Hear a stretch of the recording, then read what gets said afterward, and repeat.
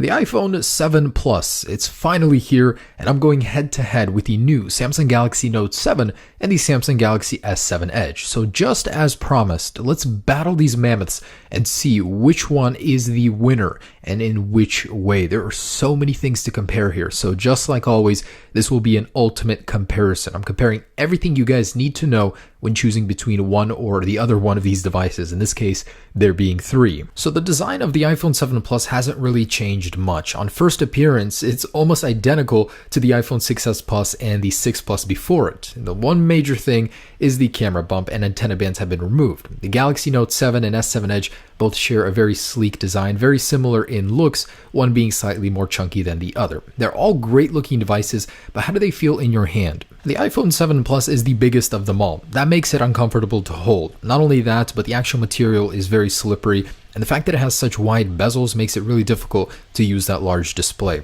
So the Galaxy Note 7 has the biggest display of them all, yet it's one of the smallest devices here. It's very easy to grip, and at times I actually kind of wish the bezels were a little bit thicker on the Note 7, just because I find myself triggering things on the display, the overlap when holding it. But the Galaxy S7 Edge is the smallest of all three phones. It is extremely comfortable to hold on to. So while both phones are holding on to the designs from the previous generation, the Galaxy Note 7 and S7 Edge are both the more sleeker looking devices. They both look brand new. In terms of actual sizing, the iPhone 7 Plus is the heaviest device, despite having the smallest display, and the Note 7 is the second chunkiest, with the S7 Edge being the slimmest and thinnest design. And a quick look at the bottom of the phones reveals that they're all using different ports. The iPhone with Lightning, Note 7 with USB-C, and micro USB on the S7 Edge. So moving on to build, all three phones here do share a water resistance capability. However, the iPhone 7 Plus has the weakest rating of the bunch, IP67 versus IP68 on the Galaxies. So that means you can only take it up to a meter underwater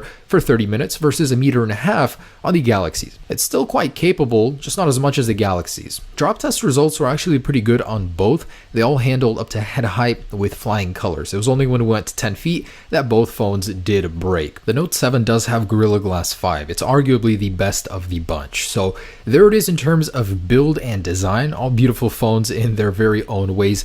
So let's move on to the most important thing, and that is displays. To me, this is the number one thing I interact with on my phone. It's very important to have a great, bright, clean display. The iPhone 7 Plus does have a brighter display, not quite as bright as the Note 7 or the S7 Edge, and it now features a P3 color gamut, which the Note 7 already had. Now, DisplayMate gave the iPhone 7 Plus high praise, saying it was the most color accurate display that they have ever measured. That is incredible. The iPhone 7 Plus did come a long way in terms of tech. It just reached a barrier because LCD can't go much higher. OLED is the future, and Apple's going to be shifting to OLED tech next year, and I went ahead and compared all of these displays in low light. The darker colors definitely appear more dark as there is an infinite contrast ratio on OLED panels. It looks great on all of them, the colors especially. It's just when you get into the more darker stuff that on the Galaxy's OLED panels, you can definitely see less light bleeding through. It's very interesting how every single phone here has a unique perk when it comes to display technology. The iPhone 7 Plus has 3D Touch, which actually comes in very handy. It's a pressure-sensitive display, and the Samsung Galaxy Note 7 has its unique S Pen. So it's a stylus that can revolutionize how you use your device. It's more for professional use. It also does have the curved edge, which the S7 Edge also has, except it's a little bit more apparent on the S7 Edge. So it's, not as useful as the other ones, but it's certainly there. Every single phone does have an edge to it, except the iPhone 7 Plus is more for aesthetics, whereas they're actually useful on the Note 7 and S7 Edge. And finally, we arrive at power. This is the one I was most excited to make ever since they announced the iPhone, because I knew it would be an incredibly powerful device. Apple is always optimizing what they have so well. This time around, it brings the big guns, a 2.23 gigahertz processor, quad core, two of them on both devices being the powerful ones, two on the less powerful scale. So Geekbench results are actually quite crazy.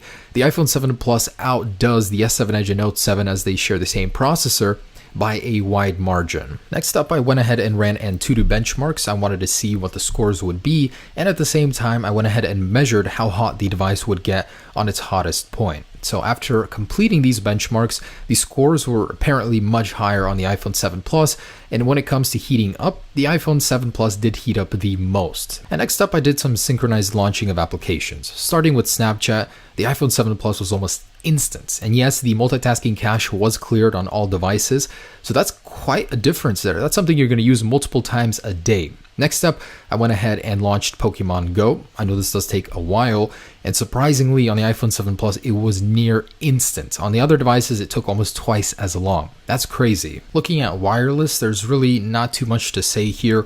The iPhone 7 Plus is the most capable as a traveling phone. The other devices have a higher theoretical download speed. And taking a look at the batteries, the iPhone 7 Plus has the smallest battery of the bunch, 2900 milliamps versus a larger 3500 and 3600 milliamp battery. The Galaxies have the advantage of fast charging and wireless charging, which is in a league above the 7 Plus. Next up, sound output. This is very important because the iPhone 7 Plus just got stereo speakers, and man does it use them well. You got a much higher reading there in terms of decibels.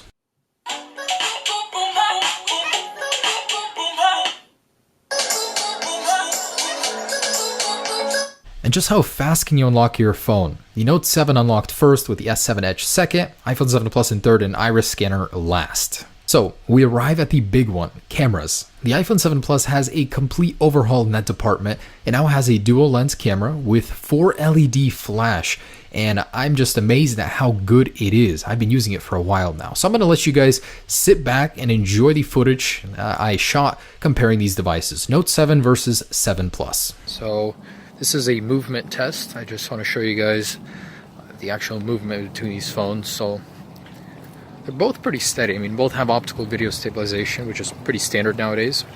It's kind of a grayish, overcast day, but I mean, it looks pretty good. So from the on-screen, I can already see that the Galaxy seems to represent colors a little bit more fake, but it's more pleasing to the eyes, certainly. So there's that. I'm going to try and get some faster movement in here. So you tell me which shake is better. There's that. Here's my cat. It's very unusual to actually see him like this. There's a mouse trap. He's not doing his job very well. Look at that shot. That's beautiful. Oh my goodness. I have such a good looking cat. Alright, so just random quality. Just want to show you guys these flowers. Looks beautiful on both, really. Here's some pink flowers. And I gotta say, focus is very, very good. So on both of them, focus is near instantaneous. On the Galaxy, it's a little bit faster, that's for sure. So the iPhone was blurry for a couple seconds, and then it focuses. But the Galaxy focus is instantaneous. I love that. Let's take a look at these.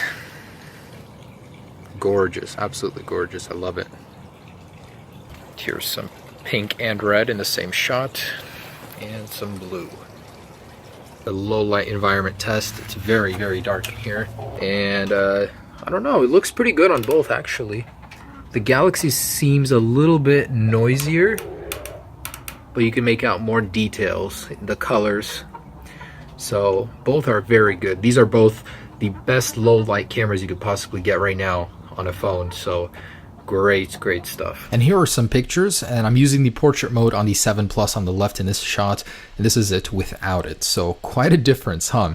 Overall, very, very good quality, very comparable. The iPhone 7 Plus seems to do very well in terms of colors, much better versus the 6S Plus. And I'm so happy Apple is actually focusing on great quality with the front-facing camera. It's now 7 megapixels, and yes, the quality is better comparing it to the Galaxies. So I'm just going to show you from the front some colors, just so you guys get an idea of how this looks, and I want to test the audio as well. So audio is very important, and filming with either one of these guys, you're gonna get different audio, of course. Seems to be pretty good on both.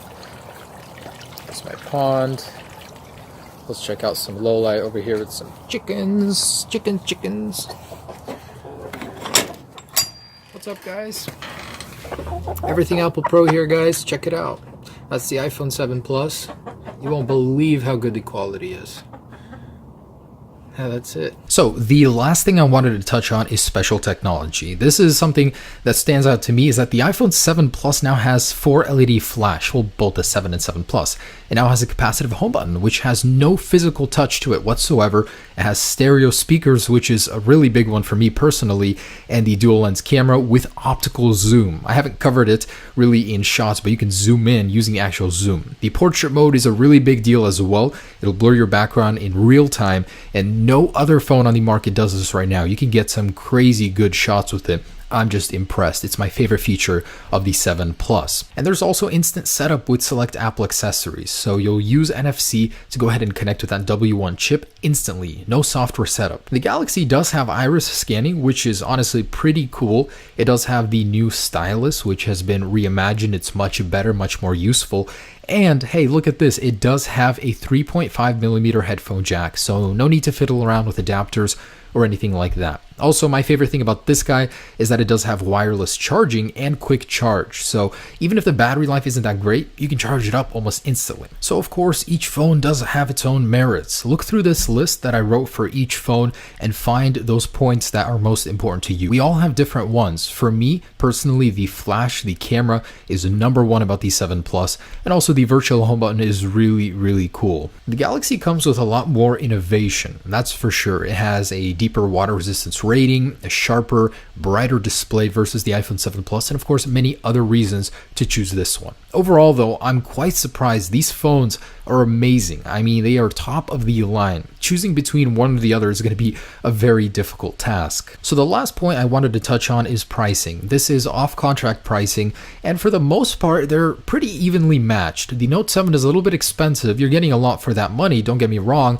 It's just $100 more than the base entry model iPhone 7 Plus. For the same price, the 7 Plus will offer 128 gigabytes out of the box. So guys, there it is. That took so long. So I just wanted to say thanks so much for watching. It means a lot to me. Hopefully I made this choice a little bit easier for you. It's not easy. Whichever choice you make, it won't be the wrong one. Have a great day, guys. Enjoy your devices and all the cool things you can do with them. Peace.